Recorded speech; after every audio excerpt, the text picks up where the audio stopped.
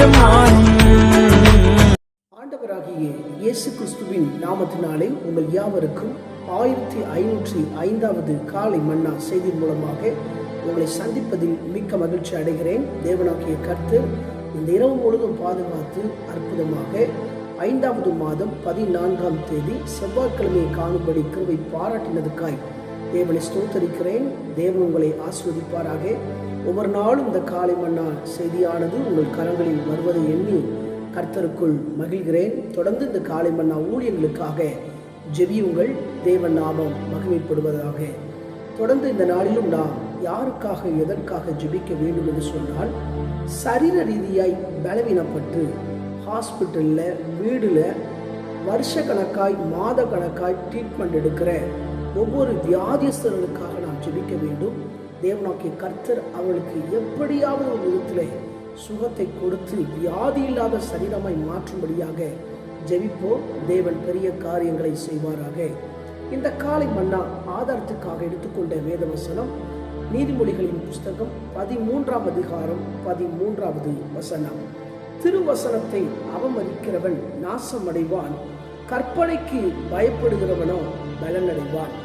எனக்கு பிரியமான கர்த்தருடைய பிள்ளைகளே, அன்பார்ந்த தேவ ஊழியர்களே, அருமையான நண்பர்களே, என்னுடைய செய்தியின் தலைப்பு நீ பலனடைவாய். நம்முடைய வாழ்க்கையில பலன் அடைய வேண்டும் என்று சொன்னால் இந்த வேதத்தில் உள்ள வார்த்தைக்கு, அதாவது கற்பனைக்கு, கட்டளைக்கு கீழ்ப்படிய வேண்டும். மோசையிடம் தேவனாகிய கர்த்தர் 10 கட்டளைகளை கொடுத்தார். அந்த கட்டளையின்படி இஸ்ரவேல் ஜனங்கள் கடைபிடிக்க வேண்டும் என்று சொன்னார். நம்முடைய வாழ்க்கையில கூட ஆண்டவராகிய தேவன் இந்த வேதாகமம் முழுவதும் பல கட்டளைகளை கொடுத்திருக்கிறார். இந்த கற்பனைக்கு நாம் பயந்து நடந்தால் நாம் பலனடைய முடியும். நம்முடைய வாழ்க்கையினுடைய சில விஷயத்துல பலன் இல்லாமல், ஆசீர்வாதம் இல்லாமல் தவித்துக் கொண்டிருக்கலாம்.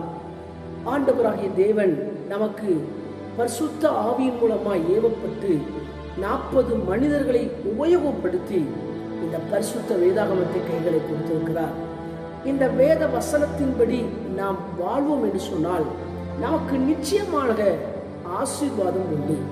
வேதத்திலே வாசிப்போம் என்று சொன்னால் 2 ராஜாக்களின் புஸ்தகம் 18ஆம் அதிகாரம் அதில் உள்ள 6-7 வசனத்தை வாசிப்போம் என்று சொன்னால், அவன் கர்த்தரை விட்டு பின்வாங்காமல் அவரை சார்ந்திருந்து கர்த்தர் மோசேக்கு கற்பித்த அவருடைய கற்பனைகளை கைகொண்டு நடந்தான்.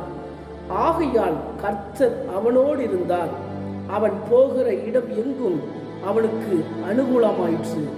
எனக்கு பிரியமான கர்த்தருடைய பிள்ளைகளே, இங்கே எசேக்கியா ராஜா தேவனுடைய கட்டளைகளை, கற்பனைகளை மோசேக்கு கொடுத்ததை கடைபிடித்து நடந்தானா.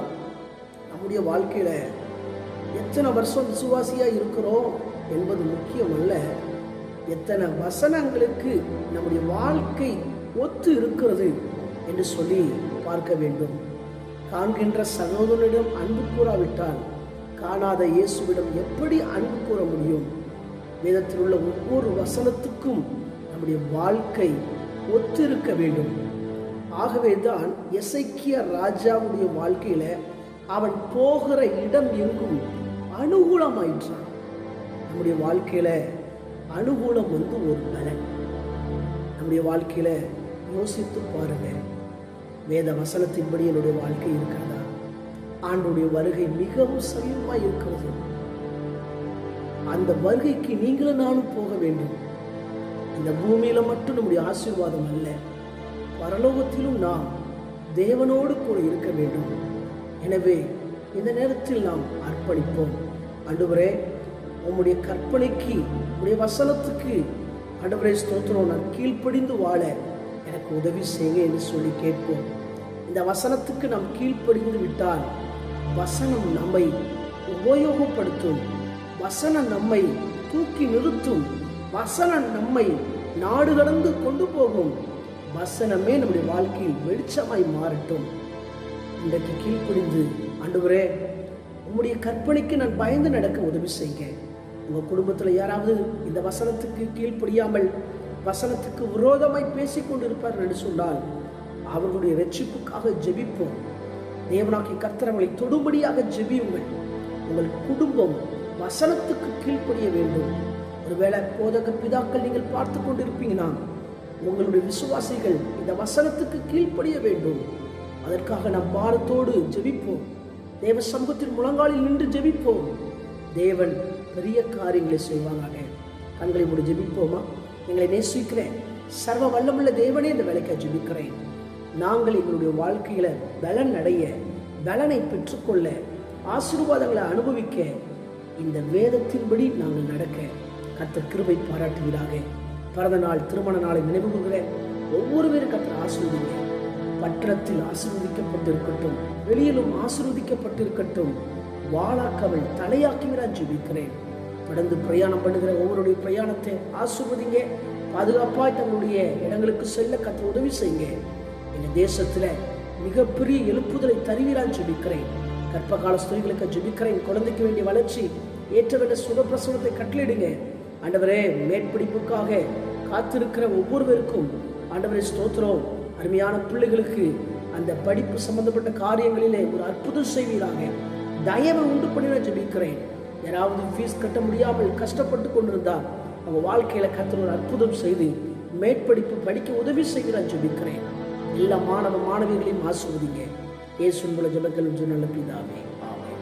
என் ஆத்துமாவே கர்த்தரை ஸ்தோத்திரி, என் முழுமே அவருடைய பரிசுத்த நாமத்தை ஸ்தோத்திரி. என் ஆத்துமாவே கர்த்தரை ஸ்தோத்திரி, கர்த்தர் செய்த சகல உபகாரங்களை மறவாதே. ஆமாம், ஆண்டு சித்தமானால் மீண்டும் நாளை காலை புதிய காலை மன்னா செய்து உங்களை சந்திக்கிறேன். அதுவரை தேவ கிருபை தங்குவதாக. மாரநாதா, இயேசு வருகிறார். ஆயத்தமாவோம், அநேகரை ஆயத்தப்படுத்துவோம். ஆமென். அல்லேலூயா. Praise the Lord.